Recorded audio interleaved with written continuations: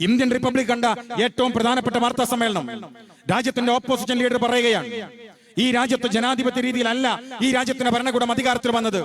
പിന്നെയോ ജനാധിപത്യത്തെ വിലക്കെടുത്തുകൊണ്ട് അതിൽ ഇലക്ഷൻ കമ്മീഷനെ കൂട്ടുപിടിച്ച് അതിനകത്ത് കള്ളത്തരങ്ങൾ ചെയ്തുകൊണ്ട് പരാജയപ്പെട്ടു പോയ ഒരു ഭരണകൂടത്തെ വിജയികളായി പ്രഖ്യാപിച്ചതാണ് എന്ന് ഈ രാജ്യത്തിന്റെ പാരമ്പര്യത്തിന്റെയും പൈതൃകത്തെയും തകർത്തുകളയുന്ന രൂപത്തിലേക്ക് രാജ്യത്തിന്റെ റിപ്പബ്ലിക്കിന്റെ ചരിത്രത്തിലെ ഏറ്റവും പ്രധാനമായ ദിനങ്ങളിലൂടെ നമ്മൾ കടന്നു പോകുമ്പോ ഡിവൈഎഫ്ഐക്കാരന്റെ പ്രശ്നം ഇവിടെ ഈ ബസ് സ്റ്റാൻഡിൽ വന്ന് ലീഗ് ഉണ്ടാക്കിയ വീടിന് എത്ര ചോർച്ചയുണ്ട്, ലീഗ് കൊടുത്ത സെന്റില് എത്ര സെന്റ് അവിടെ തോട്ടഭൂമിയുണ്ട്, അതല്ല ലീഗ് കൊടുത്തിട്ടുള്ള സ്ഥലത്ത് എത്ര പേരത്ത് കല്ലുണ്ട് എന്ന് പരിശോധിക്കലാണ്. ഡിവൈഎഫ്ഐക്കാരാ, ഞങ്ങളൊരു കാര്യം പറയാം. ഒരുപക്ഷെ ഈ നിലമ്പൂരിലാണ് പ്രിയങ്കനായ രാഹുൽ ഗാന്ധി കടന്നു പോകുമ്പോ മന്തിക്കടയുടെ ബോർഡിന്റെ ഫ്ലക്സ് ബോർഡ് രാഹുൽ ഗാന്ധിയെ വരവേക്കാൻ കളിയാക്കി വെച്ചതെങ്കിൽ ആ രാഹുലിന്റെ പിറകിലാണ് നിന്റെ പാർട്ടി നേതാക്കന്മാർ ഇന്ന് രാജ്യ തലസ്ഥാനത്ത് സമരത്തിലിരുന്നത് എന്ന് അടിവരയിട്ട് ഓർമ്മപ്പെടുത്തുകയാണ്. രാജ്യം ഒരു വലിയ പോരാട്ടത്തിലാണ്. ഒരുപക്ഷെ ജയിക്കാൻ തീരുമാനിച്ചാലും മത്സരിക്കാൻ തീരുമാനിച്ചാലും ജയിപ്പിക്കില്ല എന്ന് രാജ്യത്ത് സുതാര്യമായി ഒരു തിരഞ്ഞെടുപ്പ് നടക്കേണ്ട ആ ബോഡി തന്നെ തോൽപ്പിക്കുമെന്ന് പ്രഖ്യാപിക്കുന്നു എന്ന വാർത്തകൾ കേൾക്കുന്ന ഈ രാജ്യത്തിന്റെ അനിതര സാധാരണമായ ഒരു ഘട്ടത്തിലൂടെ രാജ്യം കടന്നു പോവാൻ. അപ്പോ ഇവിടെ നിങ്ങളുടെ ഈ കൊച്ചു പ്രദേശത്ത്, ഈ നിലമ്പൂർ നിയോജക മണ്ഡലത്തിലെ ഈ പ്രദേശത്ത് വന്ന് ഇങ്ങനെ രാഷ്ട്രീയ വിശദീകരണം നടത്തുന്നതിൽ ഞങ്ങൾക്ക് അത്യന്തം വേദനയുണ്ട്. ഇതല്ല ഇന്ന് ചർച്ച ചെയ്യപ്പെടേണ്ടത്. ഇങ്ങനെ ഒരു കാര്യമായിരുന്നില്ല ഈ ദിവസങ്ങൾ ചർച്ച ചെയ്യപ്പെടേണ്ടിരുന്നത്. ഇവിടെ ചർച്ച ചെയ്യപ്പെടേണ്ടിരുന്നത് രാജ്യമില്ലാതാക്കാൻ പോകുന്ന നരേന്ദ്രമോദിയുടെ RSSന്റെ സംഘപരിവാറിന്റെ ഈ രാഷ്ട്രീയ ദുഷ്ടലാക്കിനെ കേരളീയ സമൂഹത്തിന് മുമ്പിൽ, ഇന്ത്യൻ സമൂഹത്തിന് മുമ്പിൽ ശ്രീമാൻ രാഹുൽ ഗാന്ധി വരച്ചു കാണിച്ച ആ മാധ്യമ പത്രസമ്മേളനത്തിന്റെ ഓരോ വാക്കുകളും ഈ തെരുവ് അലയടിക്കേണ്ട ദിനങ്ങളിൽ ഇങ്ങനെ ഒരു പൊതുയോഗം സംഘടിപ്പിക്കേണ്ടി വന്നതിൽ ഇവിടുത്തെ പ്രദേശത്തെ എടക്കരയിലെ നല്ലവരായ ജനാധിപത്യ വിശ്വാസികളോട് മാപ്പ് ചോദിക്കാൻ ഞങ്ങൾ ആഗ്രഹിക്കുകയാണ്. ഇത് ഡിവൈഎഫ്ഐക്കാരൻ കൊണ്ടുവച്ചത് കൊണ്ട് ഞങ്ങൾക്ക് വെക്കേണ്ടി വന്നതാണ്. ഇന്ത്യ ചർച്ച ചെയ്യേണ്ടത് ഇതായിരുന്നില്ല ഈ നാളുകളിൽ. നോക്കൂ നിങ്ങൾ, ഒരുപക്ഷെ ഇന്ത്യയുടെ ചരിത്രത്തിൽ ആദ്യമാണ് 300 MP-മാരെ ഒരുമിച്ച് അറസ്റ്റ് ചെയ്ത് കൊണ്ടുപോകുന്ന ഘട്ടമുണ്ടാകുന്നത്. അത്രയേറെ ഗൗരവത്തിലൂടെ ഇന്ത്യൻ രാഷ്ട്രീയം കടന്നു പോവുകയാണ്. അപ്പോഴാണ് ചില നുണക്കഥകളുമായി ഡിവൈഎഫ്ഐക്കാരൻ വരുന്നത്. ഞാന് ഡിവൈഎഫ്ഐയുടെ സെക്രട്ടറിയുടെ പ്രസംഗം കേട്ടു. അതൊരു വാചകമുണ്ട്, മുസ്ലിം ലീഗ് പാർട്ടി സമുദായത്തിന്റെ പേര് പറഞ്ഞ് എന്തൊക്കെയോ തട്ടിയെടുക്കുകയാണ് എന്നാ പറയുന്നത്. ഞാൻ ഡിവൈഎഫ്ഐക്കാരാ, ഞാൻ വെല്ലുവിളിക്കാൻ, ഈ രാജ്യത്ത് കേരളത്തിനകത്ത് അധികാരം കൈയാണ്ട രാഷ്ട്രീയ പാർട്ടികളുടെ കണക്കെടുത്താൽ ഇന്ത്യൻ യൂണിയൻ മുസ്ലിം ലീഗ് അധികാരം കൈകാര്യം ചെയ്തതിനേക്കാൾ 10 മടങ്ങ് ഡിവൈഎഫ്ഐക്കാരൻ നിന്റെ പാർട്ടി കൈകാര്യം ചെയ്തല്ലേ. ലീഗ് 51 ദിവസമാണ് കേരളത്തിലെ മുഖ്യമന്ത്രി പദം കൈകാര്യം ചെയ്തത്. കേവലം 51 ദിവസം. ഇന്ത്യൻ യൂണിയൻ മുസ്ലിം ലീഗ് 21 തവണയാണ് കേരളത്തിൽ മന്ത്രിപദങ്ങൾ കൈകാര്യം ചെയ്തത്. കേവലം 51 ദിവസം മുഖ്യമന്ത്രി പദം മാത്രം കൈകാര്യം ചെയ്ത കൊച്ചു പാർട്ടിയുടെ പേരാണ് ലീഗ്. 21 തവണ മാത്രം മന്ത്രിപദം കേരളത്തിൽ കൈകാര്യം ചെയ്ത ഒരു ചെറിയ പാർട്ടിയുടെ പേരാണ് ലീഗ് എന്ന് പറയുന്നത്. എന്ന CPM-കാരോട് ചോദിക്കട്ടെ, കേരളത്തിലെ മുഖ്യമന്ത്രിയായി സഖാവ് പിണറായി വിജയൻ 10ാം വർഷം തികയുമ്പോ 31 കൊല്ലം കേരളത്തിലെ മുഖ്യമന്ത്രിയായ പാർട്ടിയുടെ പേരാണ് CPM എന്ന് പറയുന്നത്.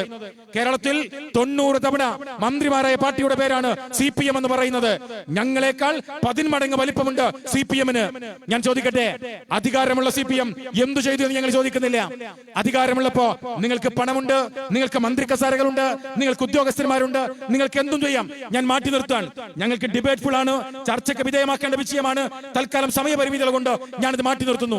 അധികാരമില്ലാത്ത CPM, അധികാരമില്ലാത്ത ലീഗ്, നിങ്ങൾ എന്തു ചെയ്തു എന്ന് പറ. ഞങ്ങൾ എന്തു ചെയ്തു ഞങ്ങൾ പറയാം.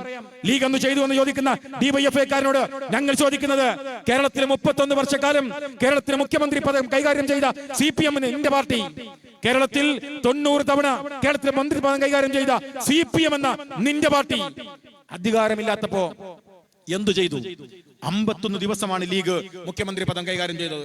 കേവലം 21 തവണയാണ് കേരളത്തിൽ ലീഗ് മന്ത്രിപദം കൈകാര്യം ചെയ്തത്. ഞങ്ങൾ ചെയ്ത് കേൾക്കണം നിങ്ങൾക്ക്. ഈ കേരളത്തിൽ നേരത്തെ പറഞ്ഞല്ലോ, ഒരിടത്ത് പ്രയാസം ഉണ്ടാകുമ്പോ അവിടെ ഓടിയെത്തുന്നവർ, ഞങ്ങൾ ബൈത്തുർ റഹ്മ ഉണ്ടാക്കി, 10,000-കണക്കിന് ബൈത്തുർ റഹ്മ, അത് 10,000 കടന്നു എന്ന് കഴിഞ്ഞ വർഷം കണക്കുകൾ പുറത്തു വന്നു. ഞങ്ങൾ ചോദിക്കട്ടെ, ഞങ്ങളെക്കാൾ കൂടുതൽ മന്ത്രിമാർ, ഞങ്ങളെക്കാൾ കൂടുതൽ MLA-മാർ, ഞങ്ങളെക്കാൾ കൂടുതൽ പഞ്ചായത്ത് പ്രസിഡന്റുമാർ, ഞങ്ങളെക്കാൾ കൂടുതൽ സംവിധാനങ്ങൾ, ഞങ്ങളെക്കാൾ പാർട്ടി അംഗങ്ങൾ, ഞങ്ങളെക്കാൾ പാർട്ടി സമ്പത്ത് ഇലക്ഷൻ കമ്മീഷന്റെ കണക്ക് പ്രകാരം പറ, നിങ്ങൾ എന്തു ചെയ്തു ഇവിടുത്തെ പാവപ്പെട്ടവർക്ക് വേണ്ടി? അധികാരത്തിൽ ഇരിക്കുമ്പോ EMS ഭവന പദ്ധതി എന്നോ മറ്റേതെങ്കിലും ഭവന പദ്ധതി എന്ന് പറഞ്ഞോ നിങ്ങൾ കൊടുക്കുന്നതിനെ കുറിച്ചല്ല. അധികാരമില്ലാത്ത CPM, നിലമ്പൂരിൽ ഏരിയ കമ്മിറ്റി ഉണ്ടല്ലോ, ഞങ്ങൾക്ക് നിലമ്പൂരിൽ മണ്ഡല മുസ്ലിം ലീഗ് കമ്മിറ്റി ഉണ്ട്, നിങ്ങൾക്ക് ഇവിടെ ലോക്കൽ കമ്മിറ്റി ഉണ്ട്, ഞങ്ങൾക്ക് പഞ്ചായത്ത് കമ്മിറ്റി ഉണ്ട്. ഞാൻ നിങ്ങൾ ഓർമ്മപ്പെടുത്തട്ടെ, ഓർമ്മപ്പെടുത്തട്ടെ, കഴിഞ്ഞ തവണ തിരഞ്ഞെടുപ്പ് പ്രവർത്തനങ്ങൾക്ക് ഞങ്ങൾ നിലമ്പൂരിൽ വന്നപ്പോ ഇസ്മായിൽക്കയുടെ കൂടെ ഉണ്ടായിരുന്നു. ഞാൻ ഉച്ചക്ക് ഭക്ഷണം കഴിക്കാൻ എവിടെ പോകുന്നു ചോദിച്ചപ്പോ ഇസ്മായിൽക്ക പറഞ്ഞു, നമുക്ക് CH സെന്ററിൽ പോകാം. ഞങ്ങൾക്കൊരു CH സെന്റർ ഉണ്ടോ ഈ നിലമ്പൂരിൽ? നിങ്ങൾക്ക് അങ്ങനെ ചൂണ്ടിക്കാണിക്കാൻ എന്താ ഇവിടെ ഉള്ളത്? അധികാരമില്ലാത്ത ലീഗ് പാവപ്പെട്ടവന് വേണ്ടി നിർമ്മിച്ചതാണ്. അധികാരമുള്ള ലീഗല്ല, അധികാരമില്ലാത്ത ലീഗ്. 10 വർഷക്കാലം ഞങ്ങൾക്ക് അധികാരം ഉണ്ടായില്ല. അധികാരമില്ലാത്ത ഞങ്ങൾ എന്തു ചെയ്തു എന്നല്ലേ ഞാൻ ഓർമ്മപ്പെടുത്തണം നിങ്ങളെ. കേരളത്തിൽ വയനാട് പ്രദേശങ്ങളിൽ വലിയ തരത്തിലുള്ള പ്രശ്നങ്ങൾ ഉണ്ടായി. അവിടെ വയനാടിൽ വലിയ ദുരന്തം ഉണ്ടായി. എന്താ ദുരന്തത്തിന്റെ പ്രത്യേകത? വയനാട് ദുരന്തത്തിന്റെ പ്രത്യേകത എന്ന് പറയുന്നത് ദക്ഷിണേന്ത്യയിലെ ഏറ്റവും വലിയ മനുഷ്യനാശം സംഭവിച്ച ദുരന്തത്തിന്റെ പേരാണ് വയനാട് ദുരന്തം. ആ വയനാട് ദുരന്തം ഒരുപക്ഷെ അനുഭവിച്ചറിഞ്ഞവരാണ് ഈ നിലമ്പൂരുകാർ. ഞാൻ നിങ്ങളോട് പറയട്ടെ, വയനാട് ദുരന്തം സംഭവിക്കുമ്പോ ആ ദുരന്തത്തിന്റെ പശ്ചാത്തലത്തിൽ അധികാരമുള്ള പാർട്ടികളെ നിങ്ങൾ മാറ്റി നിർത്ത്. അധികാരമില്ലാത്ത CPM സംസ്ഥാന കമ്മിറ്റി, അധികാരമില്ലാത്ത DYFI-കാരൻ, നീ പറ നിങ്ങൾ എന്താ ചെയ്തത്?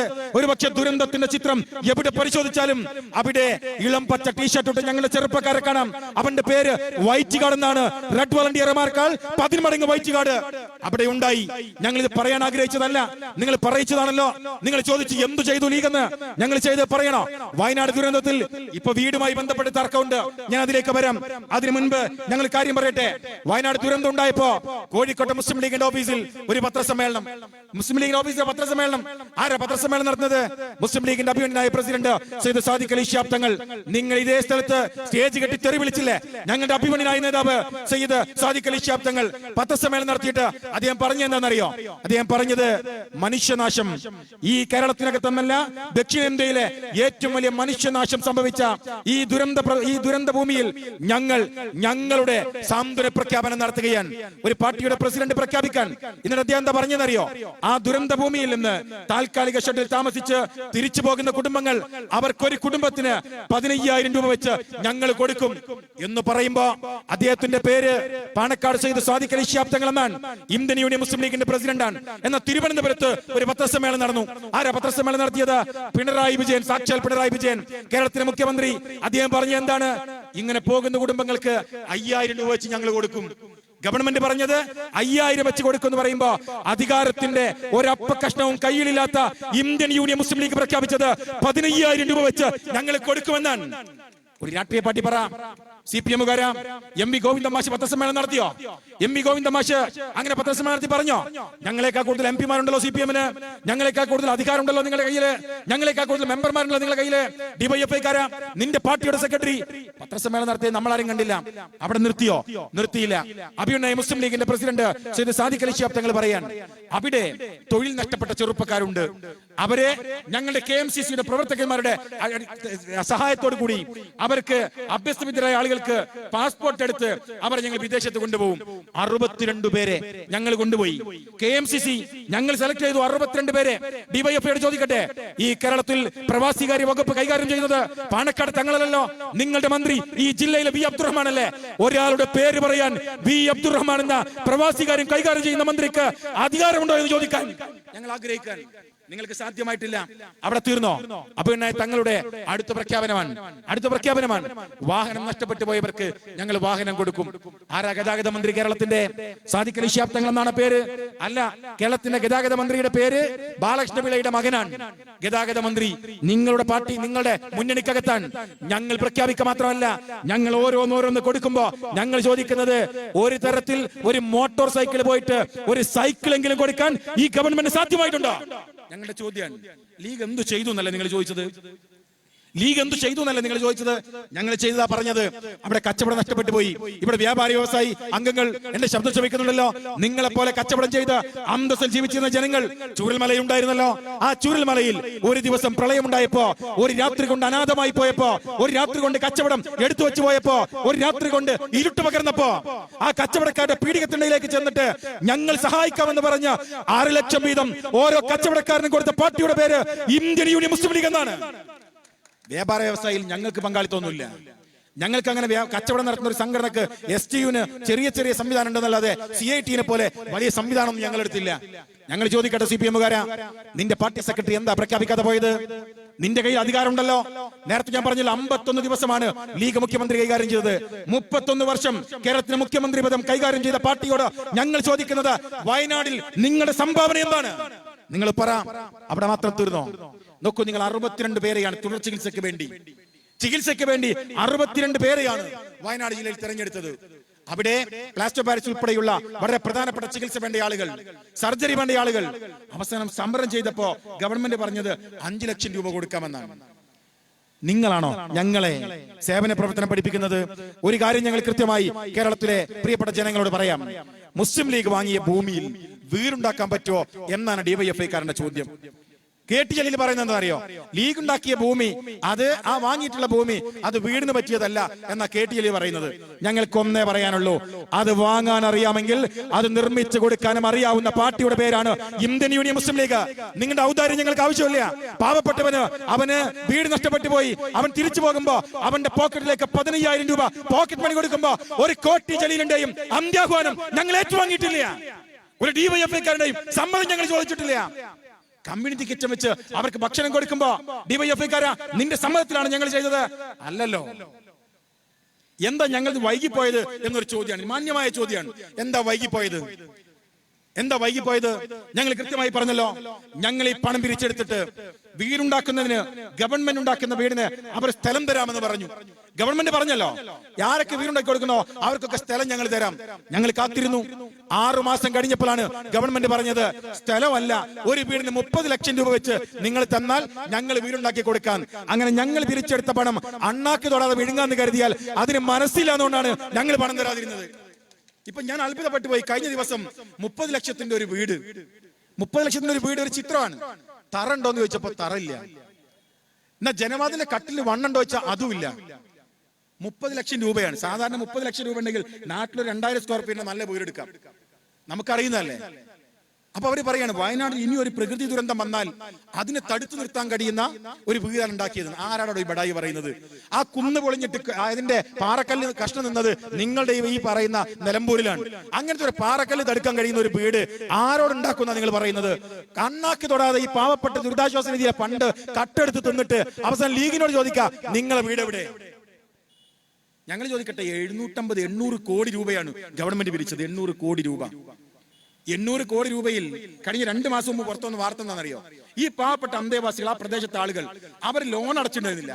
ആ ലോൺ അടക്കാതിരുന്നപ്പോ 1 വർഷം അവർക്ക് താൽക്കാലികമായി ഒരു അവധി കൊടുത്തു ബാങ്കുകൾ. 1 വർഷം കഴിഞ്ഞു, ബാങ്കുകൾ നോട്ടീസ് അയച്ചു, അതിന് പണം കൊടുക്കുന്നില്ല. അപ്പോ കേരളത്തിലെ റവന്യൂ മന്ത്രി K. രാജനോട് പറഞ്ഞു, ഞങ്ങൾക്ക് ഇങ്ങനെ പ്രശ്നം വന്നത് അത് അടക്കണം. അത് ഞങ്ങൾ അടയ്ക്കില്ല, അത് നിങ്ങൾ തന്നെ അടയ്ക്കണം എന്നാണ്. ഞാൻ എന്റെ പ്രിയപ്പെട്ട CPM-കാരാ, DYFI-ക്കാരെ ഞാൻ ചോദിക്കട്ടെ, അവരുടെ ലോണിന് ആകെ അടയ്ക്കാനുള്ളത് 12.5 കോടി രൂപയാണ്. 12.5 കോടി രൂപ ഉണ്ടെങ്കിൽ അവരെല്ലാ പ്രശ്നവും തീരും. 800 കോടി രൂപ 1 വർഷം ബാങ്കിലിട്ടാൽ 10% പോട്ടെ, 8% കൂട്ടിയാൽ 22 കോടി രൂപ പലിശ മക്കിയ ഗവൺമെന്റിന്റെ പേരാണ് പിണറായി വിജയൻ എന്ന് പറയുന്ന ഗവൺമെന്റ്. ആ പലിശ അണ്ണാക്കി വളരെ വെടിഞ്ഞിട്ട് ഈ സാധുക്കളോട് ബാങ്ക് ലോണ് നിങ്ങൾ സ്വന്തം അടയ്ക്കണം എന്ന് പറയാ. എന്നിട്ട് ചോദിക്കുക, ലീഗ് എവിടെയെന്ന്? ഞങ്ങൾ ഒന്നേ പറയുന്നുള്ളൂ. ഞാൻ എന്റെ പ്രിയപ്പെട്ട ഇസ്മായിൽ ഖാനോടും അതുപോലെ തന്നെ ഇക്ബാൽ ഖാനോടൊക്കെ പറയുന്നത്, അവർക്ക് മറുപടി പറയാൻ വേണ്ടി നിങ്ങൾ ഇങ്ങനെ മൈക്ക് കിട്ടേണ്ടി വരുന്നില്ല. എന്തിനാ അവർക്ക് മറുപടി മൈക്ക് കിട്ടുന്നത്? അവർക്ക് മറുപടി മൈക്ക് കിട്ടേണ്ട പാർട്ടിയുടെ പേരല്ല ഇന്ത്യൻ യൂണിയൻ മുസ്ലിം ലീഗ്. നോക്കൂ, നിങ്ങൾ സക്കീർ ഹുസൈനെ നമ്മൾ മറന്നുപോയോ?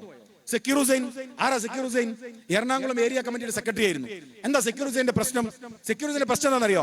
അവിടെ പ്രളയം ഉണ്ടായപ്പോ സാധുക്കളായ കുറെ ആളുകൾ നമ്മൾ ഇവിടെ നിന്നൊക്കെ കുറെ സാധനങ്ങൾ കൊടുത്തേച്ചു, അരി, പച്ചമുളക്, അങ്ങനെ കുറെ സാധനങ്ങൾ കൊടുത്തേച്ചു.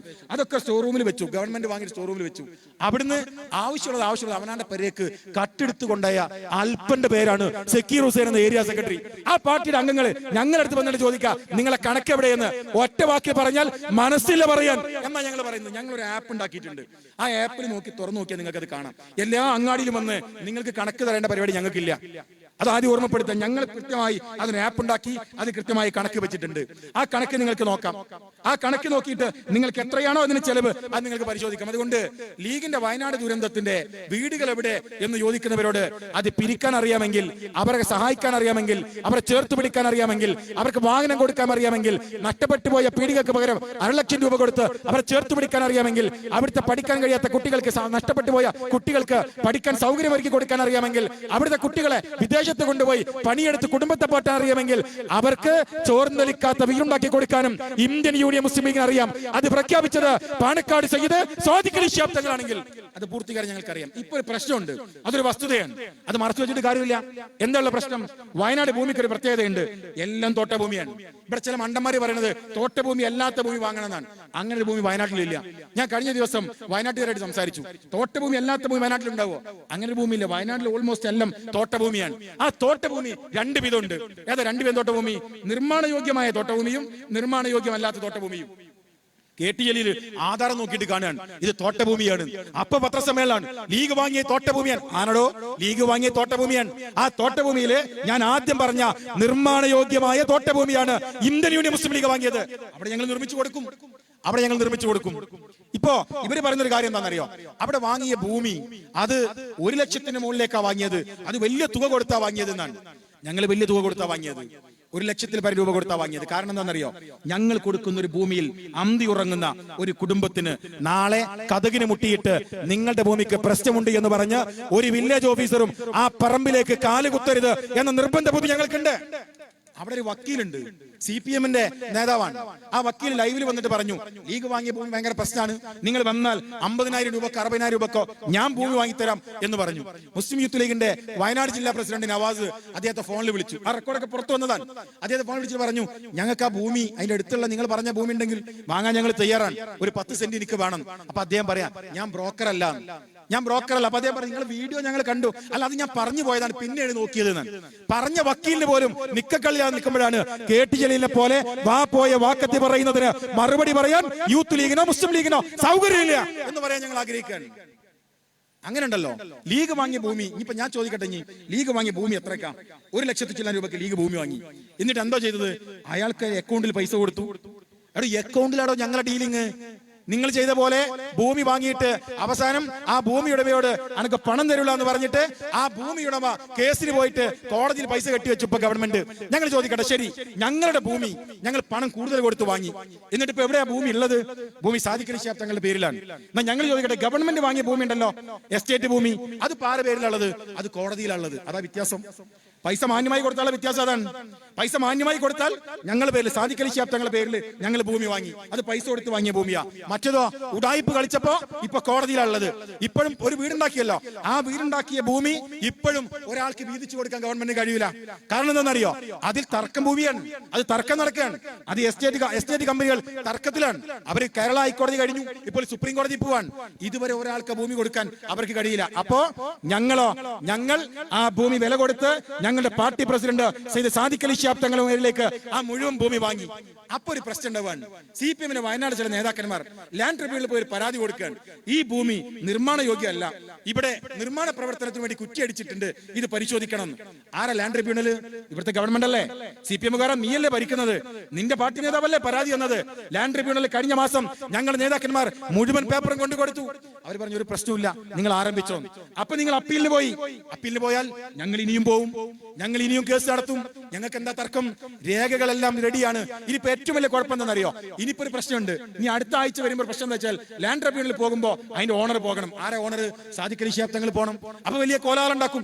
സാദിഖ് അലി തങ്ങൾ ലാൻഡ് ട്രിബ്യൂണലിൽ പോയി, ഞങ്ങൾ പോകടോ ഈ പാവപ്പെട്ടവര് വേണ്ടി പാതിരാ സമയത്ത് വന്ന് നിങ്ങൾ നിലമ്പൂരിലെ ഗവൺമെന്റ് ആശുപത്രിയിൽ വന്ന് പ്രിയപ്പെട്ട ഇസ്മായിൽ മുത്തേടത്തിനൊപ്പം അവിടുത്തെ പ്രവർത്തനങ്ങൾ ഏകോപിപ്പിക്കാൻ ഞങ്ങളുടെ പാർട്ടി പ്രസിഡന്റ് സയ്യിദ് സാദിഖ് അലി ശിഹാബ് തങ്ങൾക്ക് സാധ്യമായിട്ടുണ്ടെങ്കിൽ ഞങ്ങൾക്കൊരു തടസ്സമില്ല.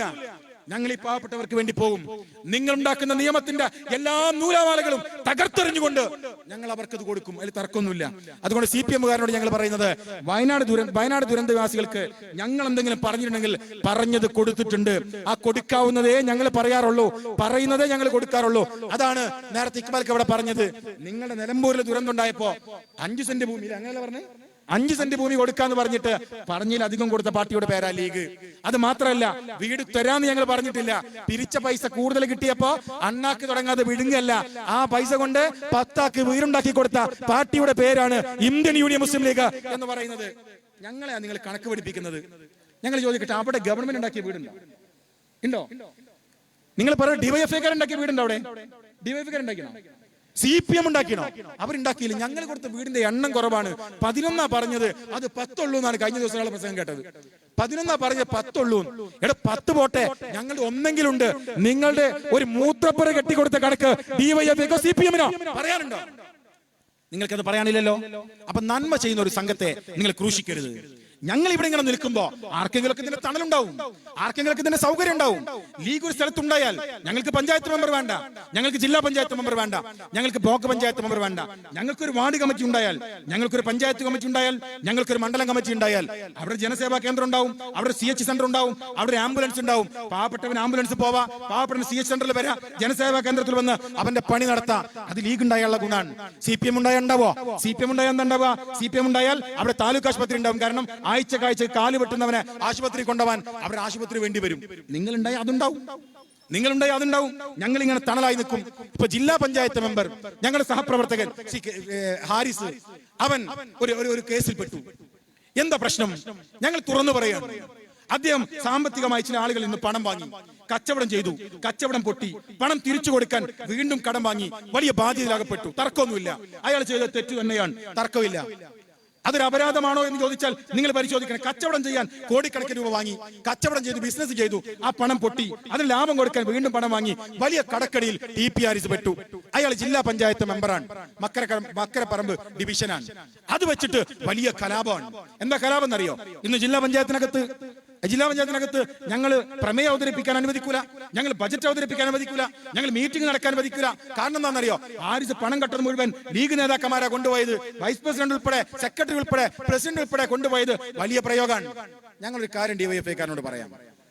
നിങ്ങൾ അറിയുന്നതിന് മുൻപ് അതറിഞ്ഞപ്പോ, ജില്ലാ പഞ്ചായത്തിന്റെ വൈസ് പ്രസിഡന്റ് ഇരിക്കുന്നുണ്ട്, നിങ്ങൾ അറിയുന്നതിന് മുൻപ് അതറിഞ്ഞപ്പോ അദ്ദേഹത്തെ വിളിച്ചു വരുത്തി, കണക്ക് ചോദിച്ച്, കാര്യകാരണങ്ങൾ ചോദിച്ച്, പണം എവിടെ പോയി എന്ന് ചോദിച്ച്, ആ കണക്കും വിസ്താരവും തന്നപ്പോ, അങ്ങനെയെങ്കിൽ ധാർമ്മികമായ ഉത്തരവാദിത്തമുണ്ട്, പാർട്ടിയിൽ നിന്ന് മാറി നിൽക്കണം എന്ന് പറഞ്ഞ് മാറ്റി നിർത്തിയ രാഷ്ട്രീയത്തിന്റെ പേരാണ് ഇന്ത്യൻ യൂണിയൻ മുസ്ലിം ലീഗ് എന്ന് പറയുന്നത്. അയാൾ കച്ചവടം ചെയ്തതാണ്, നാട്ടുകാരിൽ നിന്ന് പണം വാങ്ങിയതാണ്. കുടുങ്ങിയപ്പോ പണം കിട്ടാൻ വേണ്ടിയിട്ട് ജില്ലാ പഞ്ചായത്തിന്റെ പേര് പറഞ്ഞിട്ടുണ്ട്, ജില്ലാ പഞ്ചായത്ത് പദ്ധതിയുടെ പേര് പറഞ്ഞിട്ടുണ്ട്, ജില്ലാ പഞ്ചായത്തിലെ വിഹിതം പറഞ്ഞിട്ടുണ്ട്. ഒക്കെ ശരിയാണ്, ഞങ്ങൾ എതിർക്കുന്നൊന്നുമില്ല. പക്ഷേ എന്നിട്ട് അദ്ദേഹത്തെ പ്രൊട്ടക്ട് ചെയ്യാൻ ഞങ്ങൾ ശ്രമിച്ചില്ല. പാർട്ടിയുടെ പ്രാഥമിക അംഗത്തെ രാജിവെക്കാൻ വേണ്ടി പറഞ്ഞു, പ്രാഥമിക അംഗത്തിൽ നിന്ന് പുറത്താക്കി. എന്നിട്ട് പറഞ്ഞു ഈ കേസും കാര്യങ്ങളും ഒക്കെ തീർത്ത് ജനങ്ങളെ വിശ്വാസത്തിലെടുത്ത് തിരിച്ചു വരണം എന്നും ഞങ്ങൾ പറഞ്ഞു. മാതൃകായോഗ്യമായ നടപടിയല്ലേ ലീഗ് സ്വീകരിച്ചത്? ഇങ്ങനെയല്ലേ സ്വീകരിക്കേണ്ടത്? ഇന്ന് ഞാൻ ചോദിക്കട്ടെ, കേരളത്തിലെ മറ്റൊരാൾ DYFIക്ക് ഞാൻ പരിചയപ്പെടുത്തി തരാം. ആ ആളുടെ പേര് വീണ എന്നാണ്, വീണ തൈക്കണ്ടിയിൽ എന്നാണ് ഇനീഷ്യല്. അവര് ഒരു തട്ടിപ്പ് നടത്തി. ഏതാ തട്ടിപ്പ്? ബാംഗ്ലൂരിലെ ഒരു IT കമ്പനി തട്ടിപ്പ് നടത്തി. തട്ടിപ്പ് നടത്തുമ്പോ അഡ്രസ് ഏതാണെന്നറിയോ? TPRS തട്ടിപ്പ് നടത്തുമ്പോ TPRSന്റെ അഡ്രസ് എന്ന് പറയുന്നത് അദ്ദേഹത്തിന്റെ വീട്ടഡ്രസ്സാ. എന്നാൽ ഈ പണം വാങ്ങിക്കുമ്പോ ഇദ്ദേഹത്തിന്റെ വീട്ടഡ്രസ്സാ. എന്നാൽ വീണ തൈക്കണ്ടിയിൽ ഒരു തട്ടിപ്പ് നടത്തുമ്പോ ആരിസ് കച്ചവടം നടത്തിയിട്ട് പൊട്ടിപ്പോയതാണ്. അപ്പൊ നാട്ടുകാരുടെ മുഴുവൻ വാങ്ങിയിട്ട് മുഴുവൻ കടബാധ്യതയായപ്പോ അത് സ്വയം ഏറ്റെടുത്തതാണ്. എന്നാൽ വീണ തൈക്കണ്ടിയിൽ എന്ന് പറയുന്ന നിന്റെ മുഖ്യമന്ത്രിയുടെ മകൾ, അവൾ ഈ നാട്ടിൽ IT കമ്പനിയോട് കള്ളത്തരം ചെയ്ത് പണം വാങ്ങുമ്പോ അഡ്രസ് ഏതാന്ന് ചോദിച്ചാൽ AKG സെന്ററിന്റെ അഡ്രസ് ആണ് അദ്ദേഹത്തിന്റെ കമ്പനിക്കുണ്ടായത് എന്ന് ഉളുപ്പില്ലാത്ത DYFIക്കാരാ നീ തിരിച്ചറിയണം. ഇവിടെ വന്ന് DYFIക്കാർ സമ്മേളനം നടത്തുമ്പോ നിന്റെ പാർട്ടിയുടെ ബഹുനില കെട്ടിടമായ AKG സെന്ററിന്റെ അഡ്രസ്സിൽ കട്ട കാട്ടുകള്ളൻ നിന്റെ ഓഫീസിൽ ഇരിക്കുമ്പോഴാണ് ഞങ്ങളുടെ പ്രവർത്തകർക്ക് നേരെ നിങ്ങൾ വിരൽ ചൂണ്ടുന്നത്. ഞങ്ങളുടെ പാർട്ടി പ്രവർത്തകൻ TPRSന് തെറ്റുപറ്റിയപ്പോ, ഞങ്ങളുടെ സുഹൃത്തിന് തെറ്റുപറ്റിയപ്പോ, പാർട്ടി വിളിച്ചിരുത്തി തെറ്റിന് വിശദാംശങ്ങൾ ചോദിച്ചപ്പോ, നാട്ടുകാരിൽ നിന്ന് കച്ചവട ആവശ്യത്തിന് പണം വാങ്ങിയിട്ടുണ്ടെന്നും കച്ചവടം പൊട്ടിപ്പോയപ്പോ അതിന് ലാഭം കൊടുക്കാൻ വീണ്ടും കടം വാങ്ങി വലിയ ബാധ്യതയിൽ അദ്ദേഹം എത്തിച്ചേർന്നുവെന്നും ബോധ്യപ്പെട്ടപ്പോ ജനങ്ങളോട് വാങ്ങിയ പണം ഒരു ഘട്ടത്തിൽ ജില്ലാ പഞ്ചായത്തിന്റെ പേര് പറഞ്ഞു, ഒരു ഘട്ടത്തിൽ ജില്ലാ പഞ്ചായത്തിലെ പദ്ധതികളുടെ പേര് പറഞ്ഞു. അത് പറയാൻ പാടുണ്ടായിരുന്നില്ല, അവിടെ വീഴ്ച സംഭവിച്ചിട്ടുണ്ട്, അതുകൊണ്ട് നിങ്ങൾ മാറി നിൽക്ക് എന്ന് പറഞ്ഞ മാതൃകായോഗ്യമായ തീരുമാനമെടുത്ത പാർട്ടി ഒരു ഭാഗത്ത്, മറുഭാഗത്തോ പാർട്ടിയുടെ AKG സെന്ററിന്റെ അഡ്രസ്സിൽ തട്ടിപ്പ് നടത്തിയ വീണ തൈക്കണ്ടിയിൽ മുഖ്യമന്ത്രിയുടെ ക്ലിഫ് ഹൗസിലെ വരാന്തയിൽ വരുന്നവർക്ക് ടിക്കറ്റ് കൊടുത്ത് കാത്തിരിക്കുന്ന വൃത്തികേടിന്റെ പേരാണ് CPM എന്ന് പറയുന്നത്. നിങ്ങളാണോ ഞങ്ങളെ പഠിപ്പിക്കുന്നത്? നിങ്ങളാണോ ഞങ്ങളെ പഠിപ്പിക്കുന്നത്? ഞങ്ങൾക്കറിയാം ഒരു വിഷയം ഉണ്ടായി അങ്ങനെ പോകണം എന്നുള്ളത്. ഞങ്ങൾക്കത് കൃത്യമായിട്ട് അറിയാം, ഞങ്ങൾക്കത് ബോധ്യമുണ്ട്. ഒരു കാര്യം ഞങ്ങളോട് പറയാം, പിണറായി വിജയൻ അല്ല ലീഗ് നിയന്ത്രിക്കുന്നത്, അത് പാണക്കാട്ട് തങ്ങളാണ് എന്ന ബോധ്യം നിങ്ങൾക്കുണ്ടാകുന്നത് നല്ലതാ. ഞങ്ങൾ അങ്ങനെയാ സംഘടനാ പ്രവർത്തനം നടത്താൻ പഠിച്ചത്, ഞങ്ങൾ അങ്ങനെയാ കൊണ്ടുപോയത്. ഡിവൈഎഫ്ഐക്കാരൻ പറയാണ്, മുസ്ലിം യൂത്ത് ലീഗിന്റെ സംസ്ഥാന general secretary P K Firoz സാഹിബിന്റെ സഹോദരൻ ബുജൈർ ഒരു കേസിൽ ജയിലിൽ പോയി. എന്നിട്ട് അവർ പറയാൻ മയക്കുമരുന്ന് കേസാണ്, മയക്കുമരുന്ന് കേസിലാണ് അകത്ത് പോയത്, അയാൾ മയക്കുമരുന്നിന് വലിയ ലോബിയാണ്, അയാൾ മയക്കുമരുന്നുമായി ബന്ധപ്പെട്ട് വലിയ പ്രശ്നത്തിലാണ് എന്നൊക്കെ പറഞ്ഞു. ഞാൻ ഡിവൈഎഫ്ഐക്കാരനെ വെല്ലുവിളിക്കാണ്, ഞാൻ ഇന്ന് പോയാ നാളെ നിങ്ങൾ പറഞ്ഞ മറ്റന്നാൾ ഒരിക്കൽ കൂടി വരാം. ഡിവൈഎഫ്ഐക്കാരൻ പറയാൻ പി കെ ഫിറോസിന്റെ സഹോദരൻ പി കെ ബുജൈർ, അദ്ദേഹത്തിനെതിരെ കുന്നമംഗലം പോലീസ്, അത് പിണറായിയുടെ പോലീസാണ്, ആ പോലീസ് രജിസ്റ്റർ ചെയ്ത കേസ് 574/2025. അത് 2 വകുപ്പാണ്, 2 കുറ്റകൃത്യമാണ് ബുജൈറിന്റെ പേരിലുള്ളത്. ഒന്ന് ഭാരതീയ ന്യായ സംഹിത വകുപ്പ് പ്രകാരം 132, മറ്റ് 121/1. എന്താ ഈ 2 വകുപ്പ്? നിങ്ങൾ പരിശോധിക്ക്. നിങ്ങളുടെ കയ്യിലൊക്കെ മൊബൈൽ ഫോൺ ഉണ്ടല്ലോ. ഡിവൈഎഫ്ഐക്കാരാ, നിന്റെ മൊബൈലിൽ അടിക്ക് BNS ഭാരതീയ ന്യായ സംഹിത വകുപ്പ് 132, വകുപ്പ് 121/1 എന്താന്ന് പരിശോധിക്ക്. വകുപ്പ് 132 എന്താണ്? ഒരു പബ്ലിക് സർവന്റിനെ ആക്രമിച്ചു, അതാണ് 132. പബ്ലിക് സർവന്റിനെ ആക്രമിച്ചു. എന്താ 121/1? ഏതാ വകുപ്പ്? ആ വകുപ്പ് എന്ന് പറഞ്ഞാൽ ആ പബ്ലിക് സർവന്റിന് മരണതുല്യമാകുന്ന ഏറ്റവും മാരകമായ പരിക്ക് പറ്റി. ഈ 2 വകുപ്പാണ്. എടാ, ഇവിടുന്ന് ആരുടെയും കയ്യിൽ നിന്ന് മയക്കുമരുന്ന് പിടിച്ചാൽ ഏതാ വകുപ്പ്? മയക്കുമരുന്ന് പിടിച്ചാൽ കേരളത്തിൽ NDPS ആക്ട് ആണ് അതിന് ബാധകമാവുക. NDPS act വകുപ്പാവുക. ഞാൻ ഡിവൈഎഫ്ഐക്കാരനോട് വിവരം ഇല്ലെങ്കിൽ അത് വിളമ്പാൻ നിൽക്കരുത്, ഞാൻ വെല്ലുവിളിക്കാൻ. NDPS ആക്ട് ബുജൈറിനെതിരെയുള്ള FIR ഉണ്ടെങ്കിൽ നിങ്ങൾ പറയുന്ന പണിയെടുക്കാൻ ഞങ്ങൾ തയ്യാറാണ്. അങ്ങനെ ഒന്നുമില്ല. പിന്നെ എന്താ ആരോപണം? ആരോപണം എന്താന്ന് വെച്ചാൽ ഒരു മയക്കുമരുന്ന് ഉപയോഗിച്ചിരുന്ന ഒരാളുടെ ഫോണിലേക്ക് ബുജൈറിന്റെ ഫോണിൽ നിന്ന് കോൾ വന്നിട്ടുണ്ട്. ഇവർ തമ്മിൽ ഫോൺ സംഭാഷണം നടത്തിയിട്ടുണ്ട്. ഇവരൊരു നാട്ടുകാരാണ്. ആരാണ് മയക്കുമരുന്ന് ഉപയോഗിച്ചയാൾ? അയാൾ ഡിവൈഎഫ്ഐയുടെ ലോക്കൽ ഭാരവാഹിയാണ്. ആ ലോക്കൽ ഭാരവാഹി ബുജൈറുമായി ഫോൺ സംഭാഷണം നടത്തിയിട്ടുണ്ട്. അതിന് പേരിൽ ബുജൈറിനെ പിടിക്കാൻ വേണ്ടിയിട്ട് അങ്ങാടിയിലേക്ക് പോലീസ് വന്നു. ബുജൈറിനെ പോലീസ് പിടിച്ചു. പോലീസ് പിടിച്ച് ജീപ്പിലേക്ക് കയറാൻ വേണ്ടി പറയുമ്പോൾ ബുജൈർ അദ്ദേഹത്തോട് തർക്കിച്ചു. പോലീസുകാരനെ ബുജൈർ തല്ലി. അതാണ് വകുപ്പ് 132, പബ്ലിക് സർവന്റിനെ പ്രയാസപ്പെടുത്തി. ആ തല്ലിൽ പോലീസുകാരന് രക്തം പൊടിഞ്ഞു, ചോര വന്നു. വകുപ്പ് 121/21 മാരകമായി പരിക്ക് പറ്റി. ഇതാ ബുജൈറിനെതിരെയുള്ള കേസ്. എന്നാൽ ഞങ്ങളുടെ general secretary P K Firos, Muslim youth ലീഗിന്റെ general secretary P K Firos പത്രക്കാരുടെ മുമ്പിലേക്ക് വന്നിട്ട് പറഞ്ഞ എന്താണെന്നറിയോ? ഞാനൊരു വ്യക്തിയാണ്, എന്റെ സഹോദരൻ മറ്റൊരു വ്യക്തിയാണ്. എന്റെ സഹോദരനെതിരെ ഒരു ആരോപണം വന്നിരിക്കുന്നു. ആ ആരോപണം എന്താണ്? അദ്ദേഹം മയക്കുമരുന്ന് ഉപയോഗിച്ചു എന്നതാണ്. മയക്കുമരുന്ന് ലോബിയുമായി ബന്ധമുണ്ട് എന്നാണ്. പക്ഷേ കേരളത്തിലെ പോലീസ് ഇട്ട FIR-ൽ NDPS ആക്ട് ഇല്ല, അതിൽ BNS ആക്ട് മാത്രമേ ഉള്ളൂ. എന്ന് വെച്ചാൽ ഈ FIR പ്രകാരം അദ്ദേഹം മയക്കുമരുന്ന് കേസിൽ പ്രതിയല്ല. പക്ഷേ ഞാൻ യൂത്ത് ലീഗിന്റെ സംസ്ഥാന ജനറൽ സെക്രട്ടറിയാണ്. ഈ നാട്ടിലെ യുവാക്കൾക്ക് നേതൃത്വം കൊടുക്കുന്ന ഒരു ചെറുപ്പക്കാരനാണ്. അതുകൊണ്ട് എനിക്ക് ഉത്തരവാദിത്തമുണ്ട്. ഞാൻ പറയുന്നു കേരള പോലീസിനോട്, എന്റെ സഹോദരൻ അങ്ങനെ ഒരു തെറ്റ് ചെയ്താൽ അവൻ ആവശ്യമായ ശിക്ഷ വാങ്ങിച്ചു കൊടുക്കാൻ നിങ്ങൾ തയ്യാറാവുക. ഞാനോ എന്റെ പിതാവോ എന്റെ മാതാവോ ഞങ്ങൾ അവരോട് സംസാരിച്ചതാണ്. അവനെ പ്രൊട്ടക്ട് ചെയ്യാൻ ഞങ്ങൾ ഉണ്ടാവില്ല എന്ന് പ്രഖ്യാപിച്ച രാഷ്ട്രീയ നേതാവിന്റെ പേരാണ് പി കെ ഫിറോസ് എന്ന് പറയുന്നത്. എന്നാൽ ഞാൻ വേറെ ആളെ പരിചയപ്പെടുത്തട്ടെ നിങ്ങൾക്ക്. നമ്മുടെ ആരോഗ്യമന്ത്രി ശ്രീ വീണയുടെ ഒരു മകനുണ്ടായിരുന്നു. 4 മാസം മുമ്പ് വീണയുടെ മകനെ പോലീസ് പിടിച്ചു. എന്താ കാര്യം എന്നറിയാം? ആ FIR-ഉം കേരള പോലീസിന്റെതാണ്. ആ FIR-ൽ ഏതാ വകുപ്പ്? NDPS ആക്ട് ആണ്. എന്തിനാ NDPS ആക്ട് ഇടുന്നത്? NDPS ആക്ട് ഇടുന്നത് യു പ്രതിഭയുടെ മകൾ, CPM-ന്റെ MLA യു പ്രതിഭയുടെ മകൻ. ആ മകനെ പോലീസ് പിടിച്ചു. എന്തിനാ പോലീസ് പിടിച്ചത്? പ്രതിഭയുടെ തൊട്ടപ്പുറത്തുള്ള അങ്ങാടിയിൽ ഒരു ബസ് ഷെഡിന്റെ അടുത്ത് 4 ചെറുപ്പക്കാരിരുന്ന് അവര് പഫിടാണ്. എന്താ വലിക്കുന്നത്? ആ വലിക്കുന്നത് മയക്കുമരുന്നാണ്. മയക്കുമരുന്ന് വലിച്ചു കയറ്റുമ്പോ പോലീസ് പിടിച്ചു. 4 പേരെയും പിടിച്ചു. അവർക്ക് അറിയണ്ടായിരുന്നില്ല പ്രതിഭയുടെ മകനാണ്. അവർ FIR ഇട്ടു. ഏതാ FIR? BNS ആണോ? പി കെ ഫിറോസിന്റെ അനിയന്റെ പേരിൽ BNS വകുപ്പാണ്. എന്നാൽ യു പ്രതിഭയുടെ മകന്റെ പേരിലിട്ട വകുപ്പ് NDPS ആക്ട് ആണ്. NDPS ആക്ട് എന്തിനുള്ളതാണ്? മയക്കുമരുന്ന് ഉപയോഗിച്ചവർക്കെതിരെ എടുക്കുന്ന കേസാണ്. ആ കേസ് എടുത്തല്ലോ, അവരുടെ പേരിൽ കേസെടുത്തു. വലിയ വാർത്തയായി, ചാനലുകളിൽ വന്നു. അപ്പൊ യു പ്രതിഭ വന്നിട്ട് പറഞ്ഞു, ഇത് ആസൂത്രിതമായി എന്റെ മകളെ പെടുത്തിയതാണ്. ആയിക്കോട്ടെ, നിങ്ങളെ മകനെ പെടുത്തിയതായിക്കോട്ടെ. എന്താ നിയമ നടപടി? ജാമ്യത്തിൽ ഇറങ്ങണം, ജാമ്യം എടുക്കണം. പി കെ ഫിറോസിന്റെ അനിയനെ പിടിച്ചല്ലോ, എന്താ നിയമ നടപടി? BNS ആക്ട് ആണ്. ജാമ്യം എടുക്കണം, കോടതി പോകണം, ജാമ്യത്തിൽ ഇറക്കണം. എന്നാൽ നിങ്ങൾ എന്താ ചെയ്തത്? പോലീസിന്റെ മാറിന് പിടിച്ചിട്ട് ആ ചെറുപ്പക്കാരനെ ഇറക്കിക്കൊണ്ടുപോയി. പി കെ ഫിറോസ് ചെയ്തതോ? എന്റെ മാതാവിനോട് ഞാൻ സംസാരിച്ചു, എന്റെ പിതാവിനോട് സംസാരിച്ചു. അവൻ കുറ്റക്കാരനാണ് എന്ന് ഞങ്ങൾക്ക് പ്രഥമദൃഷ്ട്യാ ബോധ്യമൊന്നുമില്ല. പക്ഷെ കേരള പോലീസ് പറയുന്ന അവൻ ഈ സംഘവുമായി ബന്ധമുണ്ട് എന്ന്. അങ്ങനെ ബന്ധമുണ്ടോ ഇല്ലയോ എന്ന് അന്വേഷിച്ച് വ്യക്തമാക്കിയിട്ട് അവനെ ഞങ്ങൾ ജാമ്യത്തിലെടുക്കുന്നുള്ളൂ. അതുവരെ നിങ്ങളുടെ കസ്റ്റഡിയിൽ വെച്ചോ എന്ന് ഫിറോസ് പറഞ്ഞു. എന്നാൽ പ്രതിഭ MLA എന്താ ചെയ്തത്? പ്രതിഭ MLA NDPS ആക്ട് പ്രകാരം പോലീസ് കേസെടുത്ത തന്റെ മകനെ ഇറക്കിക്കൊണ്ടുപോയി. അതുപോട്ടെ, സജി ചെറിയാണെന്ന് പറയുന്ന മന്ത്രി പരസ്യമായി പ്രസംഗിച്ച എന്താണെന്നറിയോ? അങ്ങനെ എത്ര വലിയ പ്രശ്നമാക്കാൻ നേതാക്കാനൊക്കെ ഇപ്പൊ എന്താ? 2 പുകയിട്ടതല്ലേ, അതത്ര വലിയ കുഴപ്പമാണോ എന്നാ ഒരു മന്ത്രി ചോദിച്ചത്. 2 പുകയിട്ടതല്ലേ എന്ന് പറഞ്ഞതാ മന്ത്രി. അതുകൊണ്ട് ഡിവൈഎഫ്ഐക്കാരോട് ഞങ്ങൾ പറയാം, നേരത്തെ പ്രിയപ്പെട്ട കബീർ പറഞ്ഞല്ലോ, ഒരു വിരൽ ചൂണ്ടുമ്പോ 4 വിരലും നിങ്ങളുടെ നെഞ്ചകത്തിലേക്കാണ് എന്ന ബോധ്യം നിങ്ങൾക്ക് ഉണ്ടാവുന്നത് നല്ലതാണ്. അങ്ങനെ ലീഗ് രാഷ്ട്രീയത്തിലെ നേതാക്കന്മാരെ ഓരോരുത്തരും ഇങ്ങനെ എടുത്തു കാണിക്കാൻ ഇതിന്റെ അവരെ കൊണ്ടുവരികയാണ്. ഇപ്പൊ ഇസ്മായിൽ ഖാന്റെ കാര്യം പറഞ്ഞു, നേരത്തെ പറഞ്ഞു ഒരു പിടി മണ്ണ് വാരിയുടെ സമ്മതിക്കലാണ്. എന്താ ഇസ്മായിൽ ഖാൻ ചെയ്ത് തെറ്റ്? ഞാൻ ഇവിടുന്ന് ഇപ്പോ ജസ്മൽ കണക്കിങ്ങനെ വായിക്കുമ്പോ ഞാൻ ആലോചിച്ച്, ഒരു പൊതുയോഗമല്ല, ഒരു ഡസൻ പൊതുയോഗം കഴിയേണ്ട സമയമായിട്ടുണ്ട്. ഇങ്ങനെയൊക്കെ ഒരു നാട്ടിൽ വന്നൊരു വികസനം നടത്തുന്നുണ്ടെങ്കിൽ ഒരു പൊതുയോഗം പോരാ, ഒരു ഡസൻ പൊതുയോഗം അദ്ദേഹത്തിനെതിരെ നടത്തണം. ഒരു പിടി മണ്ണല്ല, പറ്റുകയാണെങ്കിൽ ഒരു ടിപ്പർ ലോറി മണ്ണെന്നെ വീട്ടുമുറ്റത്ത് കൊണ്ടുപോയിടണം. അതിനത്ര ചെയ്യും. കണക്കിങ്ങനെ വായിക്കുമ്പോൾ ഞാൻ അത്ഭുതപ്പെടാം. ഒരു ജില്ലാ പഞ്ചായത്ത് മെമ്പറും ഒരു ടേമില് ഇത്രയേറെ ഇവിടെ ചെയ്തോ? എനിക്കറിയില്ല. അങ്ങനെയൊക്കെ ചെയ്തോ? അതിനൊക്കെ അവസരം ഉണ്ടായോ?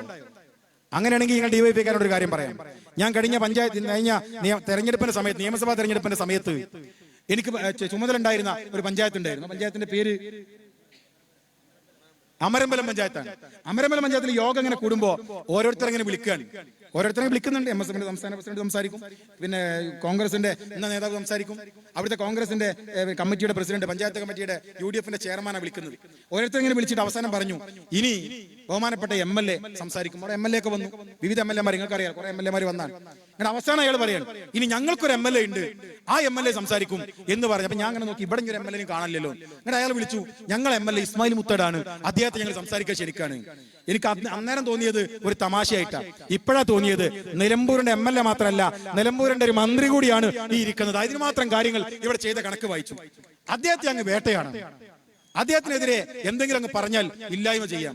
ഞങ്ങളൊരു കാര്യം പറയാം, CPM-കാരാ DYFI-കാരാ, നീ വിചാരിക്കുന്ന പോലെ എല്ലാ ദിവസവും രാവിലെ എണ്ണീട്ട് നല്ല മുക്കിയ പാന്റ് ഷർട്ടൊക്കെ ഉണ്ടാക്കി അത് അയൺ ചെയ്ത് ഇട്ടിട്ട് അത് ചുളിയാതെ മലപ്പുറം ജില്ലാ പഞ്ചായത്തിലേക്ക് വരുന്ന നേതാവിന്റെ പേരല്ല ഇസ്മായിൽ മുത്തടം എന്ന് പറഞ്ഞത്. അത് കൊണ്ടും കൊടുത്തും ഈ മണ്ണിൽ വളർന്നു വന്നതാണെങ്കിൽ നിന്നോട് ഏറ്റുമുട്ടാനുള്ള പാകപ്പെട്ട മനസ്സും ശരീരവുമായിട്ടാണ് ഞങ്ങൾ നടക്കുന്നത്. അതിൽ തർക്കമൊന്നുമില്ല. അങ്ങനെ നിങ്ങൾ അതിനെ കൊണ്ടുപോകുന്നു വേണ്ട. ഞാൻ കാര്യം പറയാം, കഴിഞ്ഞ ദിവസം ഇപ്പൊ കബീറും ഞാനെന്ന് വരുന്നത് വള്ളിക്കുന്നാണ്. വള്ളിക്കുന്ന് മുസ്ലിം ലീഗിന്റെ വലിയ സമരം നടക്കുകയാണ്. ദാറുലുദയുടെ മുമ്പിലാണ്. എന്താ കാരണം എന്നറിയോ? CPM-ന്റെ ഒരു സമരം ദാറുലുദ ഇസ്ലാമിക് യൂണിവേഴ്സിറ്റിയിലേക്ക്. CPM-മാരുടെ സമരമാണ്. അതിൽ CPM-മാരൻ പറയുന്ന ഒരു കാര്യം, DYFI-കാരൻ മറുപടി പറയണം. ഇവിടുന്ന് പ്രസംഗിച്ചു പോയല്ലോ. നിങ്ങളോട് ഞങ്ങൾ ചോദിക്കുന്ന ഒരു ചോദ്യം ഇവിടുത്തെ ബഹുമാനപ്പെട്ട ജനങ്ങൾ അറിയണം. ദാറുലുദ ഇസ്ലാമിക് യൂണിവേഴ്സിറ്റി നമുക്കറിയാം, ഒരു മത ബൗദ്ധിക കലാലയമാണ്. ഏറെ നാളായി, പതിറ്റാണ്ടുകളായി പ്രവർത്തിക്കുന്ന ഒരു സ്ഥാപനമാണ്. അവിടുന്ന് ആയിരക്കണക്കിന് പ്രതിഭകളായ ആളുകളെ പുറത്തേക്ക് വന്നിട്ടുണ്ട്. ഹുദവിമാർ, അവർ പണ്ഡിതന്മാര് മാത്രമല്ല, പണ്ഡിതന്മാരായ ഭൗതിക ശേഷിയുള്ള ആളുകൾ.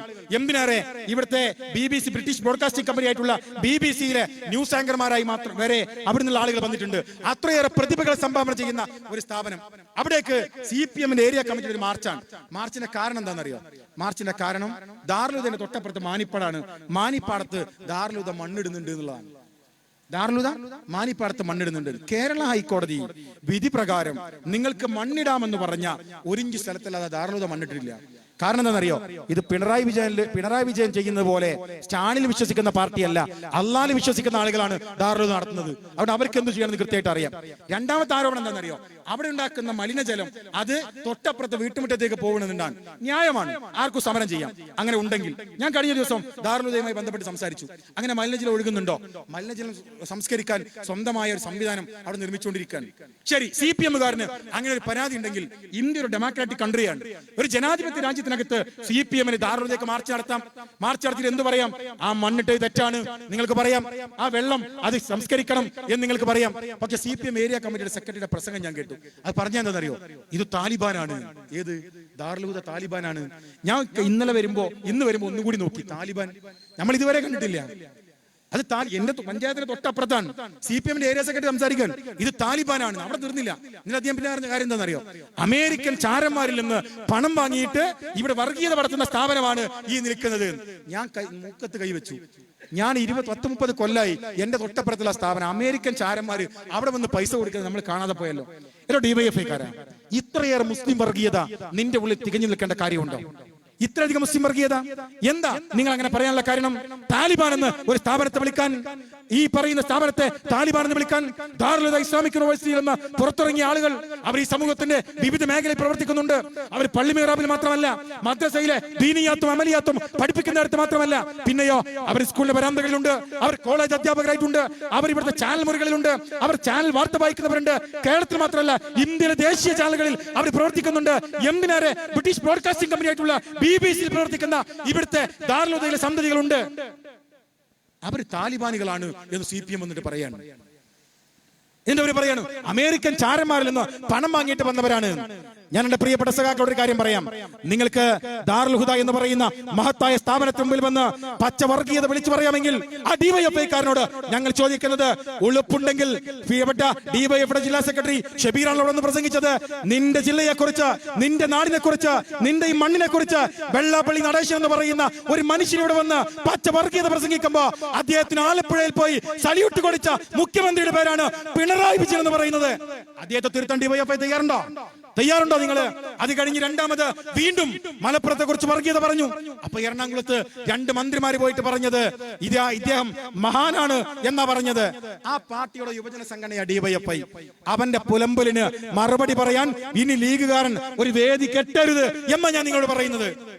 അവന്റെ പുലമ്പലിന് മറുപടി വരാൻ നിൽക്കുന്നവരല്ല നമ്മളെന്ന് പറയുന്നത്. നമുക്ക് വേറെ പണിയുണ്ട് കൂട്ടരെ, നാട്ടില് വേറെ പണി ചെയ്തു പോകാനുണ്ട്. ഇപ്പൊ ഇവിടെ പറഞ്ഞല്ലോ സുരക്ഷാ പദ്ധതി, ജില്ലാ മുസ്ലിം ലീഗിന്റെ പദ്ധതിയാണ്. സുരക്ഷാ പദ്ധതി നിർത്തലാക്കി. ആർക്കാ പ്രശ്നം? പ്രശ്നം KT ജലീലിനാ.